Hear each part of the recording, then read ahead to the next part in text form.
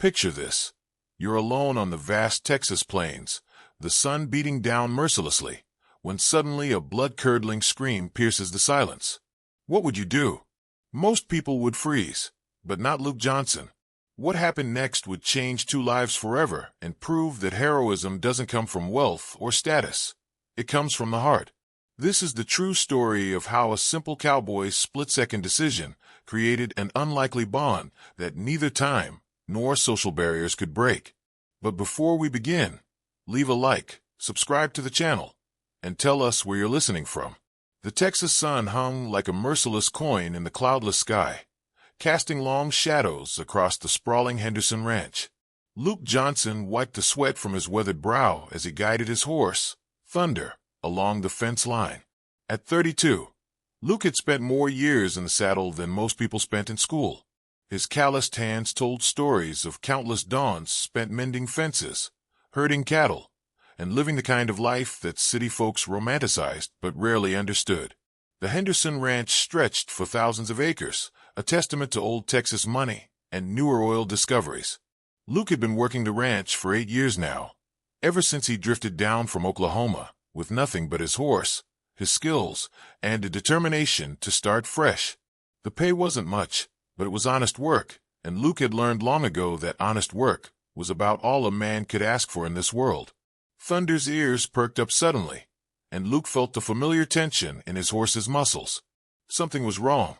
In the distance, a cloud of dust rose from the direction of the main house, not the gentle dust of everyday ranch work, but the frantic, chaotic cloud that meant trouble.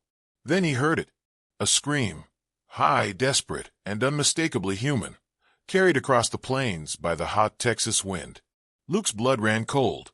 In 8 years on the ranch, he'd heard cattle in distress, horses in pain, and men cursing the day they were born. But this was different. This was pure terror.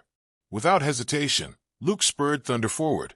The quarter horse responded instantly, powerful legs eating up the ground between them and the source of that awful sound. As they crested a small hill, Luke saw the cause of the commotion, and his heart nearly stopped. A magnificent black stallion, one he recognized as Diablo, the ranch owner's prized Arabian, was rearing and bucking in the middle of the main corral.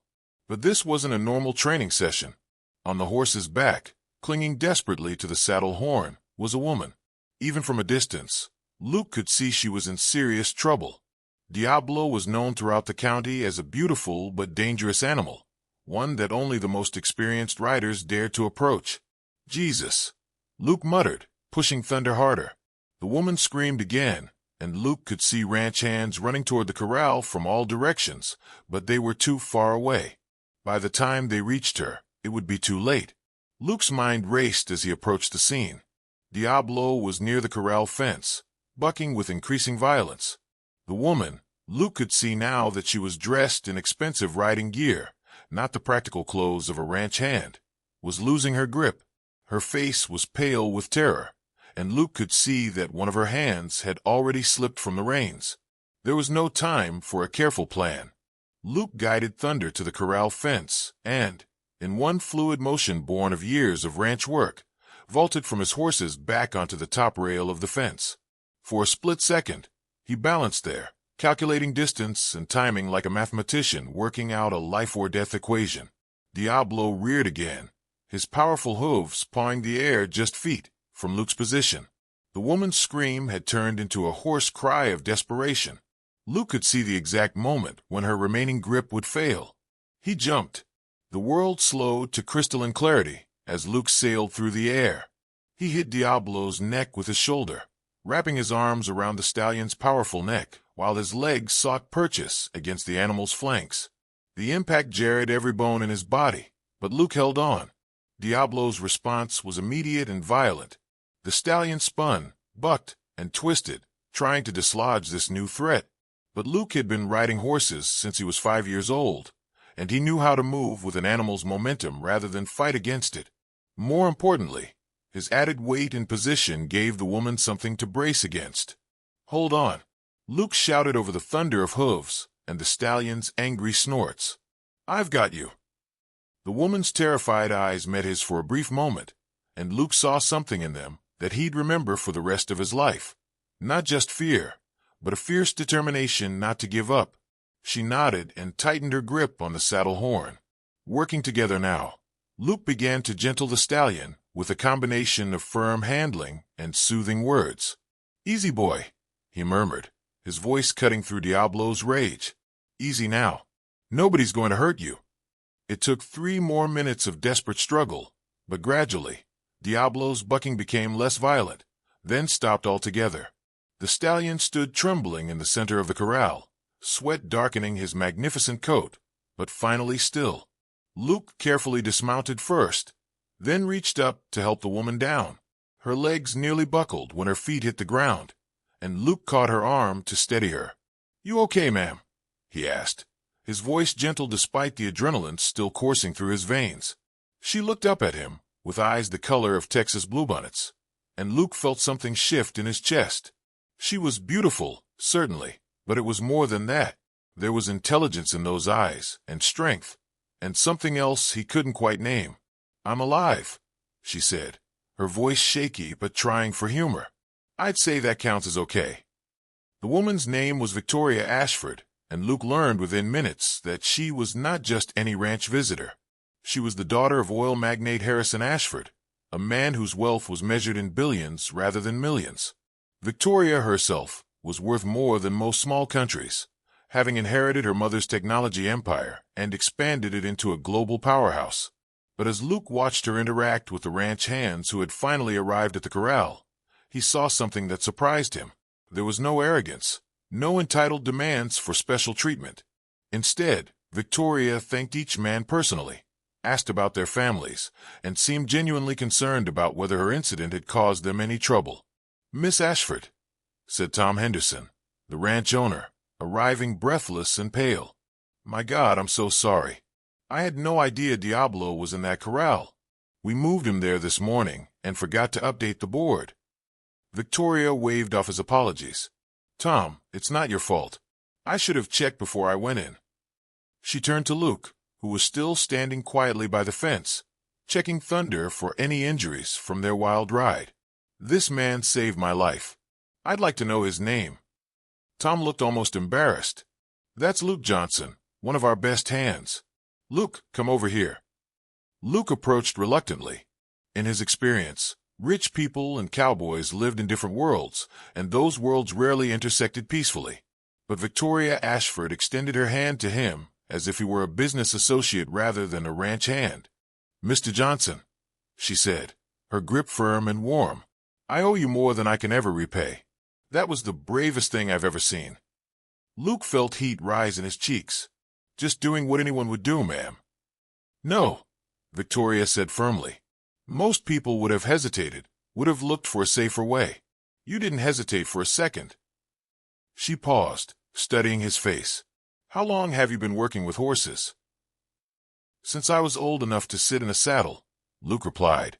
"About 27 years, I guess." Victoria nodded thoughtfully. "It shows. The way you handled Diablo, I've never seen anything like it. You moved like you could read his mind." Tom Henderson cleared his throat. "Miss Ashford, perhaps we should get you back to the house. You've had quite a shock." But Victoria seemed in no hurry to leave.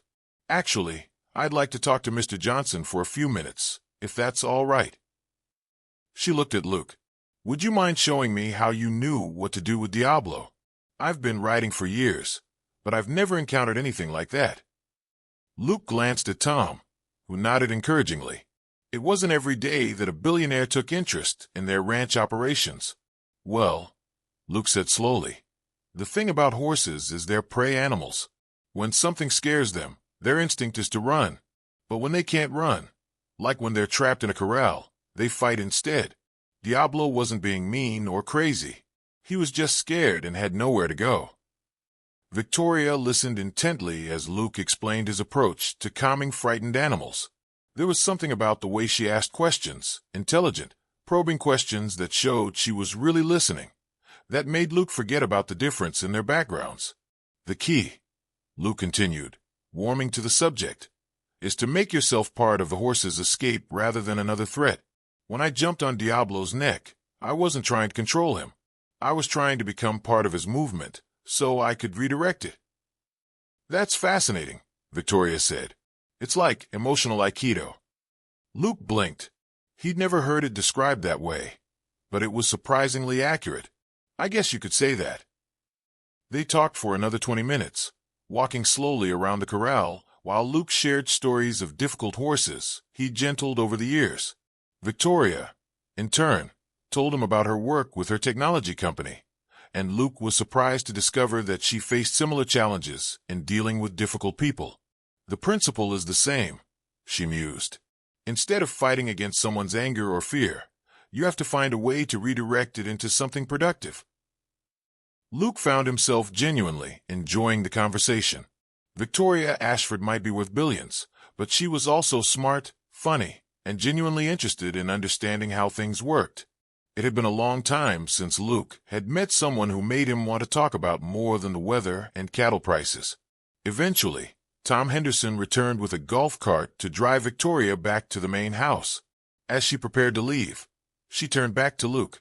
"Mr. Johnson," she said, "I meant what I said about owing you my life.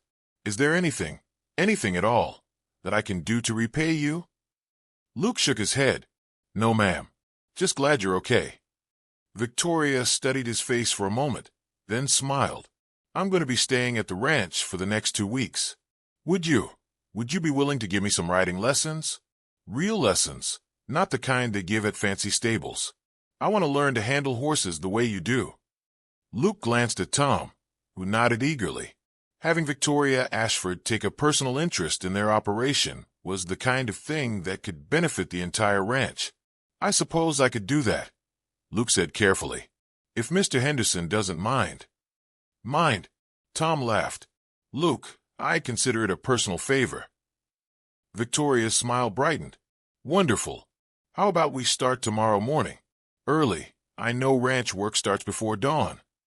After she left, Luke stood in the empty corral, still trying to process what had just happened. In the space of 2 hours, his quiet, predictable life had taken a turn he never could have imagined. "Luke," Tom said, walking up beside him, "you know who that woman is, right?" "Victoria Ashford," Luke replied. "Rich lady from Dallas." Tom shook his head. "She's more than rich, Luke. She's one of the most powerful people in Texas. Her company employs 50,000 people, and she's got connections all the way to Washington." He paused. "And she just asked you, a ranch hand, to be her personal riding instructor." Luke felt a strange mix of pride and unease. "What are you getting at, Tom?" "Nothing bad," Tom said quickly. "It's just, well, opportunities like this don't come along very often. Whatever happens over the next 2 weeks, just remember to be yourself." That's what impressed her today. That night, as Luke sat on the porch of his small cabin, he couldn't shake the feeling that his life was about to change in ways he couldn't predict. Victoria Ashford had looked at him like he was something special, and Luke couldn't remember the last time anyone had done that. The question was, what happened when 2 people from completely different worlds discovered they had more in common than anyone would have thought possible? The next morning arrived with the kind of crisp, clear dawn that made Texas mornings legendary. Luke was already at the corral by 5:30, checking equipment and preparing a gentle mare named Buttercup for Victoria's first real lesson. He'd chosen Buttercup specifically. She was steady, responsive, and forgiving of mistakes, exactly what someone learning proper horsemanship would need. Luke was surprised when Victoria arrived at exactly 6 a.m., dressed in practical jeans, worn boots, and a simple cotton shirt. Gone were the expensive riding clothes from the day before. She looked more like a ranch hand than a billionaire, and Luke found himself approving of the change. "Good morning, Mr. Johnson," she said, her voice bright despite the early hour. "I brought coffee." She held up a thermos and 2 cups. "I figured if I'm going to drag you out here at this ungodly hour, the least I can do is provide caffeine." Luke accepted the coffee gratefully. "Just look as fine, ma'am. And this is an ungodly hour for ranch folk. We've been up for an hour already." Victoria laughed. "Victoria, then. None of this ma'am business. We're going to be working together." They spent the first hour going over basic safety and horse psychology. Luke was impressed by Victoria's questions, She wanted to understand not just what to do, but why. When he explained how to approach a horse, she asked about the animal's field of vision. When he showed her proper mounting technique, she wanted to know about weight distribution and balance. You learn like an engineer, Luke observed as Victoria successfully mounted Buttercup for the third time, her technique improving with each attempt. Close, Victoria said, settling into the saddle. I studied computer science before I went into business. I like to understand how systems work. Luke nodded thoughtfully. Horses are like computers in some ways. They respond to clear, consistent input, but they're also living creatures with emotions and instincts. You can't just program them. Over the next hour, Luke guided Victoria through basic riding techniques. She was a natural athlete. He could see that in the way she moved, but more importantly, she listened. When Luke told her to relax her shoulders, she did. When he explained how to use her legs to communicate with the horse, she practiced until she got it right. You're a good teacher, Victoria said during a break, dismounting carefully and patting Buttercup's neck. Patient. Most of the instructors I've had seemed more interested in impressing me than actually teaching me anything. Luke felt that familiar heat in his cheeks. Well, I'm not trying to impress anybody, just trying to help you stay safe around horses. Victoria gave him a look that made his pulse quicken. I think you're selling yourself short, Luke Johnson. The lessons continued for the next week, and Luke found himself looking forward to their morning sessions with an anticipation that surprised him. Victoria was punctual, prepared, and genuinely enthusiastic about learning. But more than that, their conversations during breaks revealed a woman who was nothing like the spoiled rich person Luke had expected. Victoria told him about growing up with enormous wealth, but parents who insisted she work for everything she wanted. She'd started her first business at 16, built it from nothing, and sold it to fund her college education. Her technology company wasn't inherited. She'd built it herself, starting in a garage, not unlike the legends of Silicon Valley. People assume everything was handed to me, she said one morning as they walked the horses to cool them down. And yes, I had advantages. But my parents made sure I understood that wealth without purpose is just waste. Luke, in turn, found himself sharing stories he'd never told anyone else. He talked about growing up poor in Oklahoma, about a father who drank too much and a mother who worked 3 jobs to keep food on the table. He told her about his decision to leave home at 18, about the years of drifting from ranch to ranch before finding his place at Henderson Ranch. I never had much ambition beyond being good at what I do, Luke admitted. Some folks might call that settling, but I've always figured there's honor in honest work. Victoria stopped walking and turned to face him. Luke, do you know what I see when I watch you work with horses? Luke shook his head, suddenly self-conscious. I see someone who's found his calling, she said seriously. I've met CEOs of Fortune 500 companies who don't have half the confidence and skill you show in the saddle. What you do isn't settling, it's mastery. By the end of the first week, Victoria was riding independently, handling Buttercup with growing confidence. But Luke noticed something else happening. The barriers between them were dissolving. Victoria laughed at his dry humor, and Luke found himself opening up in ways he hadn't in years. The turning point came on Friday morning, when storm clouds gathered unexpectedly over the ranch. Luke was teaching Victoria how to read a horse's mood when the first rumble of thunder rolled across the plains. Buttercup's ears immediately went back, and the mare began to dance nervously. Luke quickly dismounted from Thunder and moved to Buttercup's head. Easy, girl, he murmured, but he could see the storm was going to be a bad one. Lightning flickered in the distance, and the wind was picking up. We need to get these horses to shelter, Luke said, taking Buttercup's reins from Victoria. That lightning's getting close. They led the horses quickly toward the stable, but they were only halfway there when the storm hit in earnest. Rain began falling in thick drops, and another flash of lightning, much closer this time, sent both horses into nervous prancing. Thunder's response was immediate and violent. The big quarter horse reared, jerking his reins from Luke's grip, and bolted toward open ground. Without thinking, Luke sprinted after him, leaving Victoria alone with Buttercup. It took Luke 10 minutes to catch Thunder and get him calmed down. When he finally led the horse back toward the stable, he found Victoria standing in the doorway with Buttercup, both of them dry and safe. "How did you?" Luke began. Victoria smiled. "I remembered what you taught me about becoming part of the horse's movement instead of fighting it. When Buttercup got scared, I didn't try to force her to be calm. I just stayed with her and guided her towards safety." Luke looked at Victoria, soaked to the skin, her hair plastered to her head, but grinning with triumph, and felt something shift inside his chest. This wasn't just a rich woman playing at being a cowgirl. This was someone who listened, who learned, who understood what mattered. "You did good," he said quietly. "Real good." Victoria's smile softened. "I had a good teacher." They stood there in the stable doorway, rain drumming on the roof above them, and Luke realized that somewhere over the past week, everything had changed. Victoria wasn't just a student anymore. She was what exactly? The question hung in the air between them, unspoken but somehow understood by them both. The second week of Victoria's stay at Henderson Ranch brought an unexpected development.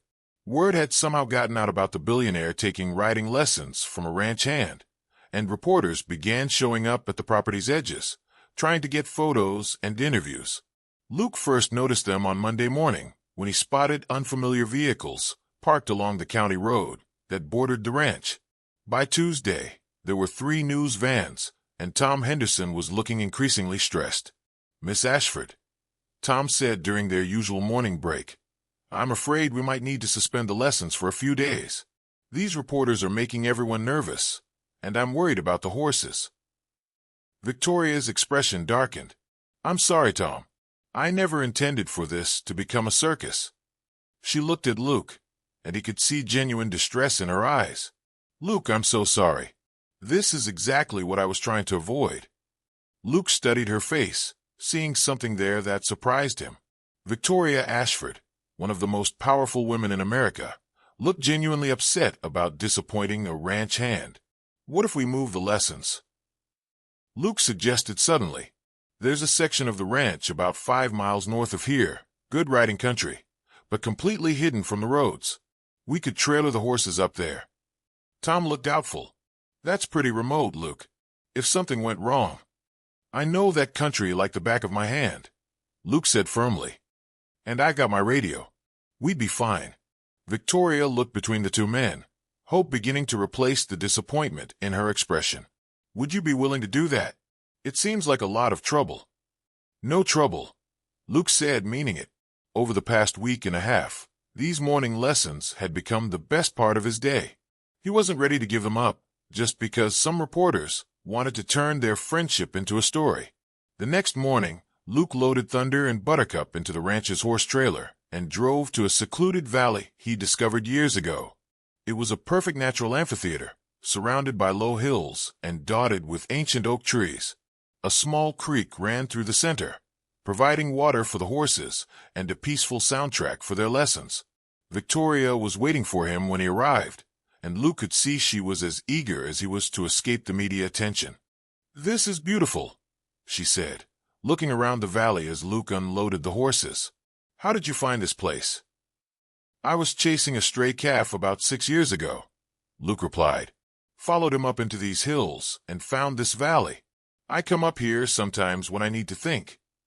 They spent the morning working on advanced riding techniques, how to control a horse with subtle shifts in weight and posture, how to read the landscape for safe footing, how to work as a true partnership with the animal beneath them. Victoria was a quick learner, and Luke found himself pushing her to attempt more challenging maneuvers. "You're ready to try something different," Luke said after watching Victoria navigate a series of tight turns around the oak trees. "How do you feel about learning to work cattle?" Victoria's eyes lit up. "You mean real cowboy work?" Luke grinned. "The real thing. Tom's got about 20 head in the north pasture that need to be moved to better grass. If you're game, we could ride up there this afternoon, and I'll show you how it's done." That afternoon found them working with a small herd of cattle, Victoria learning the delicate art of pressure and release that good cattle work required. She made mistakes. Who didn't when learning to work livestock? But she also showed flashes of real instinct. "Don't chase them," Luke called out as Victoria pursued a particularly stubborn steer. "Let Buttercup do the work. She knows what she's doing." Victoria immediately backed off, allowing the mare to position herself correctly, and the steer fell into line with the rest of the herd. "I see what you mean," Victoria said, patting Buttercup's neck appreciatively. "It's like delegating to someone who's better at the job than you are." Luke laughed. "That's exactly what it is. Good cowboys know when to trust their horses." As they worked together moving the cattle, Luke realized something had fundamentally changed between them. The careful politeness of their first meetings had evolved into easy partnership. Victoria took direction without ego, offered suggestions based on her observations, and handled both success and failure with equal grace. More importantly, Luke found himself seeing past Victoria's wealth to the person beneath. She was smart, funny, hard-working, and genuinely kind. The fact that she happened to be worth billions was starting to feel like a minor detail rather than an insurmountable barrier. That evening, as they cooled down the horses after their cattle work, Victoria brought up the subject that had been hovering unspoken between them all week. "Luke," she said, not looking at him directly, "what happens when I leave on Sunday?" The question hit Luke like a physical blow. In all their conversations, they'd both carefully avoided mentioning the approaching end of her stay at the ranch. "I guess you go back to Dallas and run your company," Luke said quietly, "and I go back to regular ranch work." Victoria finally looked at him. "Is that what you want?" Luke met her gaze, seeing his own uncertainty reflected in her blue eyes. "What I want and what makes sense aren't necessarily the same thing." "That's not an answer." Luke took a deep breath. "No, it's not what I want. But Victoria, we live in different worlds. You've got board meetings and charity galas and responsibilities I can't even imagine. I've got cattle and horses and a life that doesn't extend much beyond the county line." Victoria stepped closer to him. "What if those worlds aren't as different as we think?" Before Luke could answer, she continued, "I've been thinking about something you said last week, about finding purpose in honest work. Do you know what I've been doing for the past 5 years? I've been trying to figure out how to use my company's resources to make a real difference. We've got more money than we know what to do with, but I've been struggling to find projects that actually matter." Luke waited, sensing she had more to say. "But watching you work, seeing how you care for the animals, how you understand the land, how you've built something meaningful with your life, it's given me ideas. What if there was a way to combine your knowledge with my resources?" "What are you getting at?" Luke asked carefully. Victoria's eyes were bright with excitement now. Equine therapy programs, training facilities for veterans, educational ranches for inner-city kids. There are 100 ways to use horses and ranch work to help people, but most programs fail because they don't have proper funding or real expertise. Luke felt his pulse quicken. "You're talking about starting a nonprofit." "I'm talking about starting something that matters," Victoria said. "Something that would need someone who really understands horses and ranching to run it. Someone who knows the difference between genuine horsemanship and what they teach at fancy stables." They stood in the golden evening light, the implications of her suggestion hanging between them. Luke could see the passion in Victoria's face, the same intensity she'd shown when learning to gentle a frightened horse. "You're serious about this," he said. "Dead serious." "Luke, I've spent my whole adult life building a company that makes money. I'm good at it, hell, I'm great at it. But at the end of the day, it's just money. What you do here, this matters. This has real value." Luke looked out over the valley, where they'd spent the morning, thinking about all the conversations they'd had over the past 2 weeks. Victoria wasn't offering him charity or trying to change his life out of some misguided sense of obligation. She was offering partnership, a chance to use his skills for something bigger than himself. "It would mean leaving the ranch," Luke said slowly. "It would mean expanding beyond the ranch," Victoria corrected. "Luke, what if instead of working for someone else's dream, you could build your own?" As the sun set over the Texas hills, painting the sky in shades of gold and crimson, Luke Johnson realized that sometimes the biggest risks led to the greatest rewards. And sometimes, two people from completely different worlds could find common ground in the most unexpected places. Tell me more about this idea of yours, he said, and Victoria's smile was brighter than the setting sun. 6 months later, the Johnson Ashford Foundation opened its first equine therapy ranch just outside of Austin. Luke Johnson, director of operations, stood in the main corral watching a group of veterans work with rescued horses under the guidance of trained therapists. Victoria Ashford, foundation president, stood beside him, wearing jeans and boots that were actually worn from real ranch work. "You know," Victoria said, watching a young Marine gently brush a formerly abused Mustang, "I think we might be onto something here." Luke smiled, his arm finding its way around her shoulders in a gesture that had become natural over the months of planning and building their shared dream. "I reckon we are," he said. "I surely reckon we are." The screams that had brought them together had faded into memory, replaced by the quiet sounds of healing, horses nickering softly, people laughing, and the wind carrying the promise of all the lives they would touch together. Sometimes the best rescues were the ones you never saw coming. If you like this story, leave your opinion in the comments and, of course, leave a like and subscribe. Turn on the notification bell so you don't miss any videos. Big hug and see you soon.